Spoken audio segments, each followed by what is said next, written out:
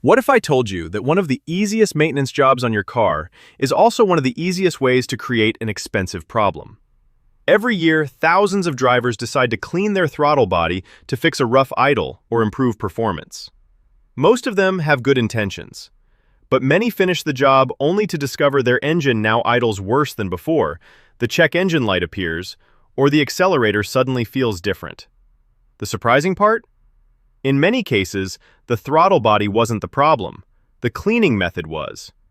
Today, I'm going to show you how professionals approach this job, why so many DIY tutorials leave out critical details, and the simple habits that can keep your throttle body cleaner for much longer. But before we touch a single tool, you need to understand one thing that almost nobody explains correctly. Because once you understand this, every step that follows will make perfect sense. The small part that controls your entire engine. Think about your engine for a second. It needs three basic things to produce power: air, fuel, spark. Most people spend their time thinking about fuel injectors or spark plugs. Very few think about the air. That's where the throttle body comes in. Every time you press the accelerator pedal, the throttle body opens a butterfly valve that controls how much air enters the engine. More air means the engine can produce more power. Less air means the engine slows down. It sounds simple, but this small component is constantly making tiny adjustments every time you drive. At idle, during acceleration, cruising on the highway, even while you're sitting at a traffic light. Modern engines depend on this airflow being extremely precise. Even a small restriction can affect how the engine behaves. Why does it get dirty? Here's something many drivers don't realize. The throttle body isn't getting dirty because it's defective. It's getting dirty because it's doing its job. Tiny oil vapors from the PCV system, microscopic dust particles that pass through the intake, combustion byproducts. Over thousands of miles, these materials slowly build a thin layer around the throttle plate. At first, you won't notice anything. Then, little changes begin. The idle isn't quite as smooth. The engine hesitates for a split second when you accelerate. Fuel economy may begin to drop slightly. Cold starts feel less refined. These symptoms often appear so gradually that drivers simply get used to them. Until one day, the engine doesn't feel like it used to. That's usually when people search online for one thing: how do I clean my throttle body? Unfortunately, that's also when many expensive mistakes begin. The biggest myth about throttle body cleaning. Here's the first myth you need to forget. A dirty throttle body does not automatically mean it needs immediate cleaning. This surprises a lot of people. When they remove the intake tube and see a thin layer of carbon, they assume something is wrong. Not necessarily. A light coating is completely normal. Manufacturers expect it. Trying to make the inside look factory new every few thousand miles often creates more wear than simply leaving it alone. Professional technicians don't clean throttle bodies just because they're slightly dirty. They clean them when symptoms and inspection both point in the same direction. That's a huge difference. Maintenance should solve problems, not create new ones. So, when should you actually clean it? Instead of guessing, let the car give you clues. Some of the most common signs include a rough or unstable idle, delayed throttle response, occasional stalling when coming to a stop, idle speed that hunts up and down, or diagnostic trouble codes related to the electronic throttle system. But here's something important. These symptoms don't automatically prove the throttle body is the cause. Vacuum leaks, a contaminated MAF sensor, ignition problems, even a failing PCV valve can produce similar symptoms. That's why experienced mechanics never replace or clean parts based on assumptions alone. They inspect first, diagnose second, repair third. That order saves money. The mistake almost everyone makes. Now we're getting to the part that causes the biggest problems. Imagine you've removed the intake hose. You finally see the throttle plate. It's covered with dark deposits. What's the first instinct? Grab the cleaner, spray everything, scrub as hard as possible, make it shine. That sounds logical, but it's exactly where countless DIY jobs go wrong. Because modern throttle bodies are far more delicate than most people realize. Some have protective surface treatments designed to reduce friction and help resist deposits.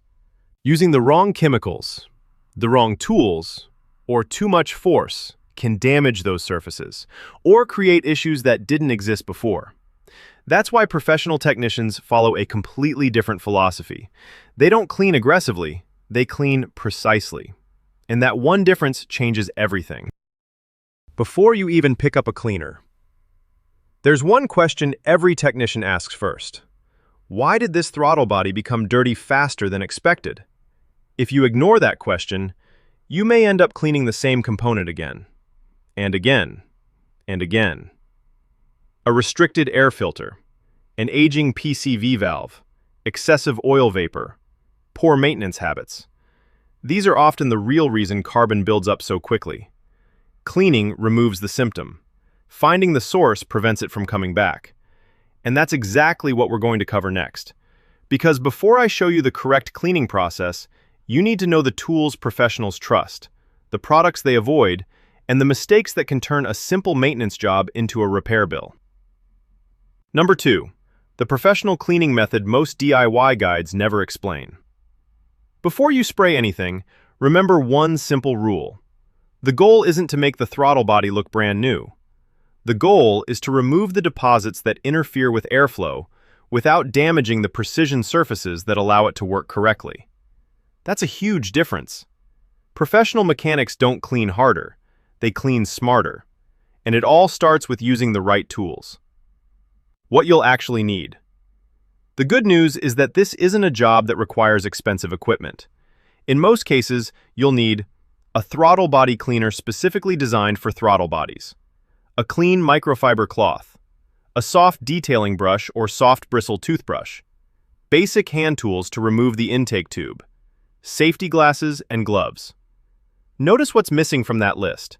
No wire brushes, no steel wool, no screwdrivers for scraping carbon, no brake cleaner, no aggressive solvents. If removing the deposits requires excessive force, something is wrong with your technique, not the dirt. The cleaner should do most of the work. Your hands are simply guiding the process. Before you start, do this first. Here's something experienced technicians always do before grabbing the cleaner. They inspect. Take a flashlight and look around the throttle body. Look at the edges of the throttle plate. Is the buildup light? Or has thick carbon formed around the bore? Does the plate move smoothly? Or does it feel sticky? These details determine how aggressive or how gentle the cleaning needs to be. And here's something many people overlook. If you notice excessive oily residue inside the intake, don't just ignore it. That could be a clue that the PCV system is allowing more oil vapor into the intake than normal. Cleaning the throttle body without addressing that issue is like mopping the floor while the faucet is still running. The biggest cleaning mistake. Now comes the mistake responsible for countless problems. People remove the intake tube, aim the spray can inside, and flood the entire throttle body with cleaner. It seems fast, it seems efficient, but more cleaner doesn't mean a better result. In fact, excessive cleaner can run deeper into the intake system, making the job messier than necessary. Instead, professionals usually work in small sections. Apply a moderate amount of cleaner to a microfiber cloth or directly onto the deposits, according to the cleaner manufacturer's instructions. Then, gently wipe the affected areas. Slowly. Patiently. Let the chemistry dissolve the carbon. Don't try to overpower it. This isn't about force. It's about control. Where carbon builds up the most. Many first-time DIYers focus on the center of the throttle plate because it's the easiest area to see. Ironically, that's often not where the biggest restriction exists. The heaviest deposits usually collect around the edges of the throttle plate and the surrounding bore. Every time the plate closes, tiny particles settle in those areas. Over thousands of miles, that narrow ring gradually becomes thicker. Even a relatively small buildup here can affect idle quality because the engine relies on extremely precise airflow when the throttle is almost closed. That's why experienced mechanics spend most of their time cleaning those edges carefully instead of polishing the middle. Small details often make the biggest difference. Be gentle with electronic throttle bodies. Here's where many people become nervous. Can I move the throttle plate? The answer depends on the vehicle. Some electronic throttle bodies allow careful movement during service. Others have manufacturer-specific recommendations. That's why forcing the plate open is never a good idea. If it resists, stop. Never force an electric motor to move beyond its normal range. If your service manual recommends a specific procedure, follow it. When in doubt, gentle handling is always safer than unnecessary force. Remember, you're servicing a precision component, not trying to win a wrestling match. Stubborn carbon doesn't mean scrub harder. Sometimes you'll find deposits that seem impossible to remove. That's where many people lose patience. They press harder, grab something metal, start scraping, and that's exactly when permanent damage becomes possible. Instead, give the cleaner more time. Apply another light amount. Allow it to soften the deposits. Then use a soft brush with light circular motions. You'll often notice that carbon begins releasing little by little instead of all at once. That's completely normal. Professional results usually come from patience, not pressure. When should you remove the entire throttle body? Here's another myth. Some online tutorials remove the entire throttle body every single time. Others insist it should never be removed. The truth lies somewhere in the middle. For routine maintenance, many vehicles can be cleaned without complete removal. However, if carbon buildup is extremely heavy, if access is poor, or if deposits extend beyond what can be safely reached, removing the throttle body may provide a much better cleaning. But removal also introduces extra responsibilities. The gasket should always be inspected. Electrical connectors must be handled carefully. Mounting bolts should be tightened evenly and according to specification. Skipping these details can create vacuum leaks that didn't exist before. Sometimes, the easiest repair becomes the most frustrating one, simply because small installation steps were rushed. The moment most people think they're finished. This is where nearly every DIY video ends. The throttle body looks clean. Everything is reassembled. The engine starts. Job done. Not quite. Cleaning changes the amount of air flowing into the engine. On many modern vehicles, the engine control module may need time, or a specific relearn procedure, to adapt to those new airflow characteristics. Ignore that possibility, and you may experience an unstable idle even though the cleaning itself was performed perfectly. And here's the important part. The relearn process is not the same for every vehicle. Some manufacturers perform it automatically after a few drive cycles. Others require a specific sequence. Some vehicles may need a diagnostic scan tool. Knowing which applies to your vehicle can save hours of unnecessary troubleshooting. And that's exactly where we'll go next. Because even after a perfect cleaning, there are still a few critical details that determine whether your engine runs smoother than ever, or whether you're left wondering why nothing improved at all. Number 3. The final steps that make the difference. At this point, your throttle body is clean. Everything is back together. It feels like the job is finished. But this is exactly where many people make one last mistake. They start the engine. Notice the idle isn't perfectly smooth, and immediately assume something went wrong. Not necessarily. Modern engines rely on the engine control module, better known as the ECU, to constantly adjust airflow, fuel delivery, and idle speed. When carbon gradually builds up over thousands of miles, the ECU slowly adapts to those changing conditions without you ever noticing. Now you've removed that restriction. The airflow has changed. Depending on the vehicle, the ECU may need time or a specific relearn procedure to adapt to the new airflow. That's completely normal. Does every car need a relearn procedure? Here's where online advice becomes confusing. Some people insist every vehicle needs an ECU reset. Others claim it's never necessary. The truth is much simpler. It depends on the manufacturer and the engine management system. Some vehicles relearn idle automatically after a few minutes of driving. Others require a specific idle relearn sequence. Certain models need a scan tool to perform the adaptation correctly. That's why the smartest approach is simple. Before cleaning your throttle body, check the service information for your specific vehicle. 5 minutes of research can save hours of frustration later. If your vehicle requires a relearn procedure, follow the manufacturer's instructions carefully. Don't rely on random internet advice. Every car is a little different. What if the engine still runs rough? Now let's answer one of the most common questions. What if I cleaned everything correctly, but the idle is still rough? This is where experienced technicians think differently. They don't immediately blame the throttle body. Instead, they ask another question. What else could produce the same symptoms? A vacuum leak can create an unstable idle. A contaminated MAF sensor can send incorrect airflow readings. A worn spark plug can cause a rough-running engine. A weak ignition coil can create intermittent misfires.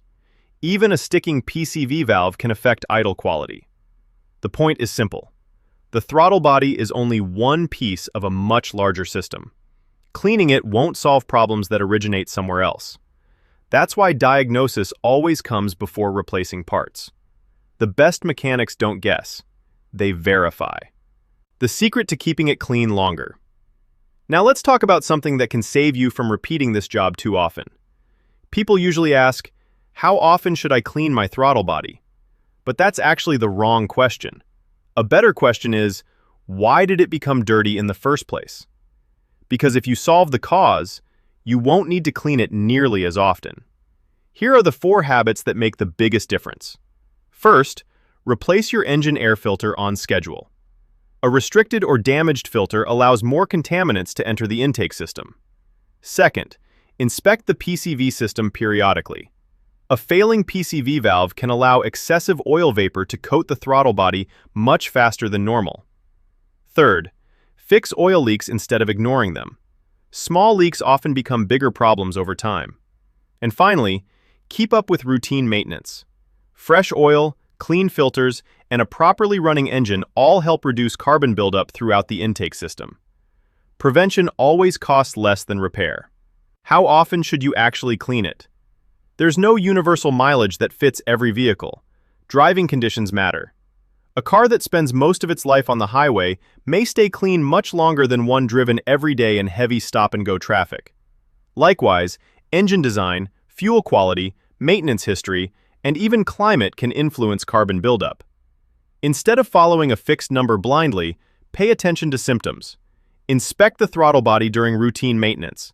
If everything looks clean and the engine runs smoothly, leave it alone.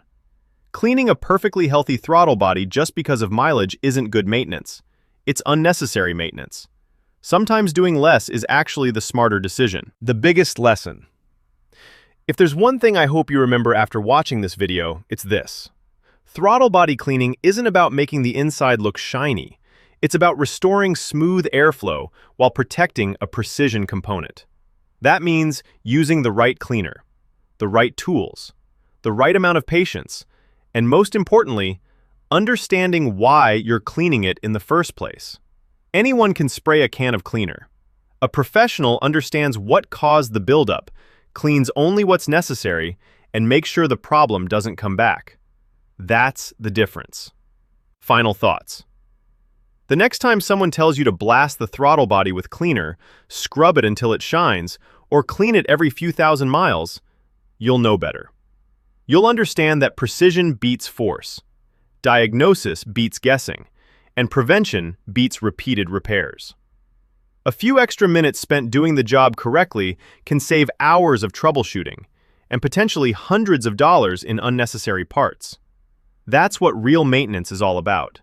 Not replacing components that aren't broken, but helping the ones you already have last as long as possible. If you found this guide helpful, let me know in the comments. Have you ever cleaned your throttle body yourself, or are you planning to do it for the first time? I'd love to hear about your experience and answer your questions. And if you enjoy practical automotive tips that help you avoid expensive mistakes, make sure to subscribe.